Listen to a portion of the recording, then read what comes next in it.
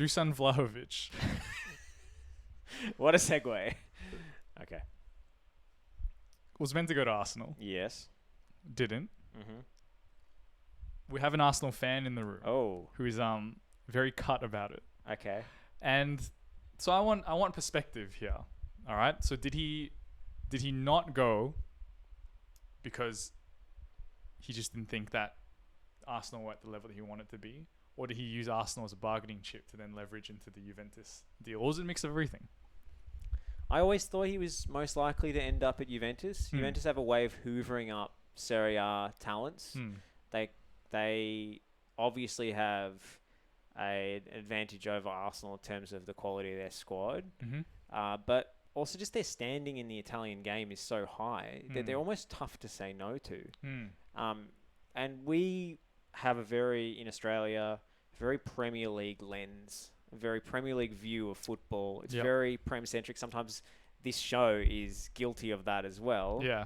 And I don't think we fully appreciate on the continent just how big some of these teams are reputation-wise. Just how much of a draw, Barcelona or Real Madrid or Juventus or AC Milan or et cetera, and so on actually are if the money is right. The money was right in this case. Yeah. And, Juventus, I don't think they've used their advantage in Italy, both political and financial, to the best degree in recent seasons. But Vlahovic could help them get back on top just through sheer, goal scoring and star power. Yeah. And, whether they've paid a good price for him, whether it's a good signing, I'm not sure. But I always felt, and I said this on one of the FNR shows before the signing was made, he's going to end up at Juve. Arsenal's a red herring. And there are certain agents and things involved in this deal that make it seem a little bit dodgy to me. And I do think Arsenal may have been used as a bargaining chip. Yeah. All right. I'm going to stop you there. Christian, come into frame. Watch out for the cables. When you hear that Arsenal is used as a bargaining chip, sit down for a sec. I'm out of shot, but that's fine. How does it make you feel as an Arsenal fan? You can hold the mic. I'll hold the mic. Yeah. Well, I don't know. These last couple of years, Arsenal just on the down track. I don't know if we're going up with Mikel Arteta or not, but yeah, it's always that conspiracy or a known fact that Arsenal's the big club to go to through history and all that. But then of course when you hear stuff like that, it's kind of like a kick in the gut sort of. Yeah, that we're just used as a decoy to get get the value up or something like that. Yeah. How old is Dusan Vlahovic? I think he's 21, 20. Yeah. So he wouldn't remember the last time Arsenal won the Premier League. He wasn't making memories. No, probably not. So, what does Arsenal mean? It's a team of essentially losers and fanatics that win the FA Cup every now and again, but, they're a punchline. Yeah.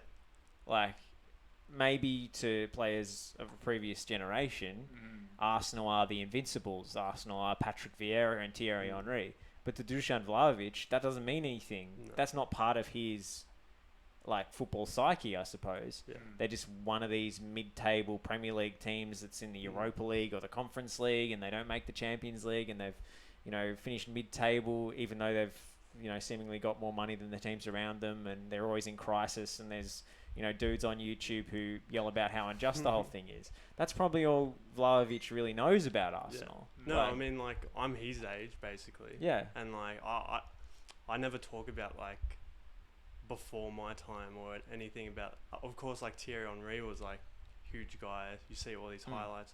But then, of course, whenever Arsenal sign a player...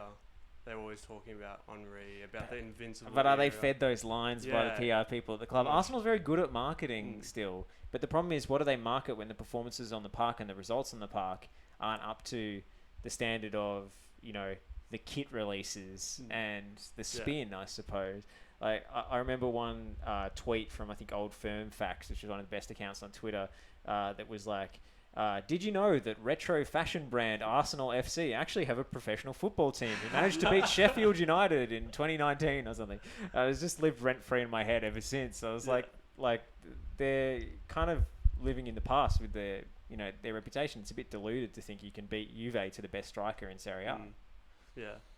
No, I do get sucked into those kits. And Yeah, I am a victim. I do buy the retro kits. Did you buy the that one they did with the public transport of London or whatever? No, I didn't. That was a training kit, so I was like, no, I won't go there. Yeah, I mean, Arsenal are at a bit of a crossroads. We've talked about this before, but they've got a good young core of players, and rather than wasting time on star signings that are probably doomed pursuits, and even in their previous existence under Arsene Wenger, how many tales of players were there that they almost signed? Like, that was the classic story of Arsenal. The ones that got away. Well, we looked at Messi when he was 14, but Ronaldo, he didn't want to. Yeah, like all of these players, could have worn the Gunners jersey and didn't. Arsenal's best asset at the moment is the youth that they're bringing through, and this core of young English talent that they've got in the team now with Ben White, with particularly Bukayo Saka, who I think is an absolute star, Emil Smith-Rowe, and you can occasionally swoop and get one of the players who's maybe on the outer at one of the super clubs, like Martin Odegaard, and you can try and use, I guess, advanced scouting and statistics and things to find gems that other clubs aren't higher in the food chain aren't going after. But Vlahovic is just not realistic. So unless you're paying him way over the odds. So I think it's time that Arsenal and their supporters, sadly, come to terms with that fact. Because, if you try and break the bank for players, it can leave your team hamstrung for years to come. You get stuck on these big contracts, like the Aubameyang extension, Lacazette, Ozil. You're better off investing in the youth. You get better value for money from players on their second contract than players on their last big contract. And that's where Arsenal, I think, should be operating and where they should be targeting talent. Any final thoughts from you, Christian? I mean, I do think Dusan was probably a good option just because he's age, young. Yeah. That's the way we're going at the moment. But, of course... They were a year too late, Yeah, to be honest. Year too late. Yeah, like Vlahovic obviously is a tantalising prospect, but everyone in Europe he was on their radar, And maybe Arsenal have a bit more of an advantage than they have in previous few years because of the financial situation amongst other leagues and because the Premier League has an edge. So you can try and leverage that, I suppose.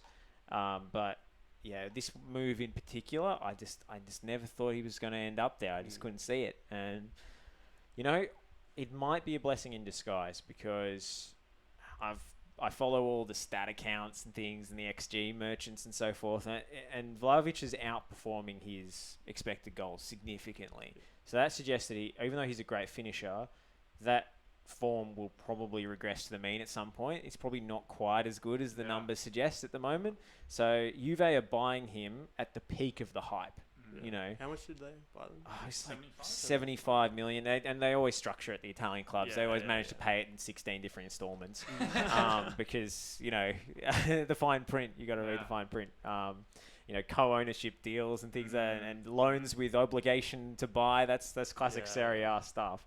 But Juve are buying at, it's like buying Dogecoin after Elon Musk tweeted about it. Like, I don't know if Vlahovic is going to crater, but I think they've probably paid slightly over the odds for the player that he is. And maybe I'll be proved wrong, but I don't know. I think there's a bit, they are buying into the hype as well. So Arsenal might be better served finding a less heralded talent that they can get for a better price, and so that they can buy 2 or 3 or 4 players for the same money as Juve got Vlahovic for. So I don't think it's not the end of the world, is what I'm saying. That's it? Closing thoughts?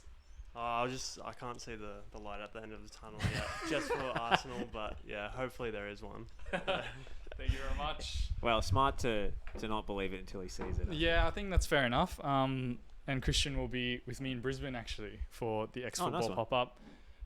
So if you see him around, give him some of your condolences. He's obviously very sad.